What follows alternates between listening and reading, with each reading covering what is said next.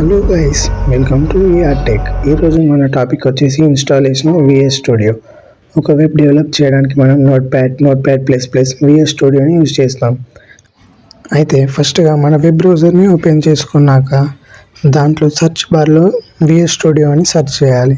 వచ్చిన దాని official link open చేస్తే మనకు అక్కడ డౌన్లోడ్ ఫర్ విండోస్ అని చూపిస్తుంది. ఒకవేళ మీది లైనక్స్ లేదా మ్యాక్ అయితే అక్కడ ఉన్న యారోని ప్రెస్ చేస్తే డౌన్లోడ్ ఫర్ మ్యాక్ అండ్ లైనక్స్ది కూడా చూపిస్తుంది.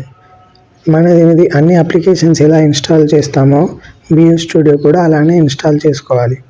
ఇన్స్టాలేషన్ అయిపోయాక స్టూడియో ఓపెన్ అయినాక మన ఇంటర్ఫేస్ ఇలా ఉంటుంది. New file, open file and open folder.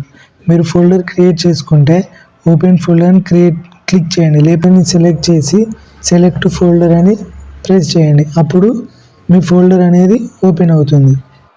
Next ఇక్కడ పైన ఫైల్ సింబల్కి ఒక ప్లస్ సింబల్ ఉంటుంది, దాన్ని క్లిక్ చేసి న్యూ ఫైల్ ఆప్షన్ వస్తుంది. నెక్స్ట్ మనం దానికి tutorial.html అని క్రియేట్ చేసుకుందాం. మనకి HTML ఫైల్ అనేది క్రియేట్ అయింది. దాని తర్వాత ఒక ఎక్స్క్లమేటరీ మార్క్ ఇచ్చి ఎంటర్ చేస్తే మనకి ఇలా వస్తుంది. దీన్ని మనం HTML బాయిలర్ ప్లేట్ అని అంటాం. మనం ఒక వెబ్సైట్ని క్రియేట్ చేయడానికి HTML ట్యాగ్స్ని వాడతాం. HTMLలో చాలా ట్యాగ్స్ ఉంటాయి.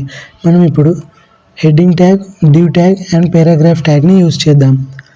సో డివ్ ట్యాగ్ని యూజ్ చేస్తూ హలో అని టైప్ చేస్తున్నా. తర్వాత పీ ట్యాగ్ని యూజ్ చేస్తూ welcome to our channel and then first లైన్లో H1 ట్యాగ్ యూజ్ చేసి ఫుల్ స్టాక్ డెవలప్మెంట్ డే 1 అని టైప్ చేశా. తర్వాత దీన్ని సేవ్ చేసి రన్ మీద క్లిక్ చేశాక రన్ విత్ డీబగ్గింగ్ని క్లిక్ చేస్తే మనకు మన వెబ్ బ్రౌజర్లో ఇంటర్ఫేస్ ఇలా ఓపెన్ అవుతుంది. అండ్ దెన్ మన వెబ్ పేజ్ క్రియేట్ అయింది. నెక్స్ట్ వీడియోలో వచ్చేసి HTML ట్యాగ్స్ గురించి బ్రీఫ్గా డిస్కస్ చేద్దాం.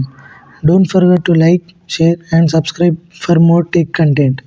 Happy coding.